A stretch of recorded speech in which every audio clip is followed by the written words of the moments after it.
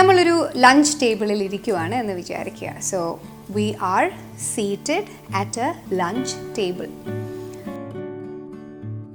ഇപ്പോൾ നമ്മൾ ലഞ്ച് കഴിച്ചുകൊണ്ടിരിക്കുമ്പോൾ, ലഞ്ചാകാം ഡിന്നറാകാം, ലഞ്ചോ ഡിന്നറോ കഴിച്ചുകൊണ്ടിരിക്കുമ്പോൾ നമ്മളൊരു കറി ഉപയോഗിച്ചു. എന്നിട്ട് മറുവശത്തിരിക്കുന്നൊരു കറി ഇങ്ങോട്ട് പാസ് ചെയ്ത് നമുക്ക് വേണം. ആ കറി ഇങ്ങോട്ട് തരുമോ എന്നല്ലേ നമ്മൾ മലയാളത്തിൽ പറയാറ്. അപ്പോൾ അതേ കാര്യം നമ്മൾ ഇംഗ്ലീഷിൽ എങ്ങനെയാണ് പറയുക? It's very simple. Can you please അല്ലെങ്കിൽ will you please pass me that കറി.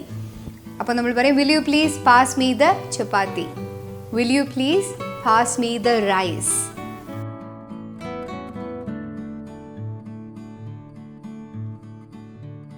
ആ കറി അല്ലെങ്കിൽ ആ ചോറ് എനിക്ക് ഇങ്ങോട്ട് തരണം എന്ന് പറയുന്നതാണ് will you please pass me the rice.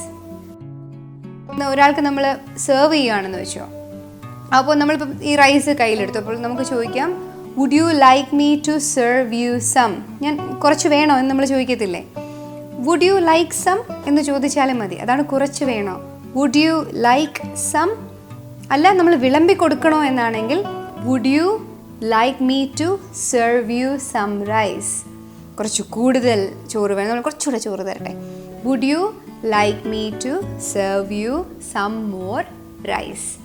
അപ്പോൾ സിമ്പിളായിട്ടുള്ള 1-2 സെൻറ്റൻസസ് ആണ്. നമുക്ക് കൂടുതൽ പറഞ്ഞ് കൺഫ്യൂഷൻ ഉണ്ടാക്കേണ്ട.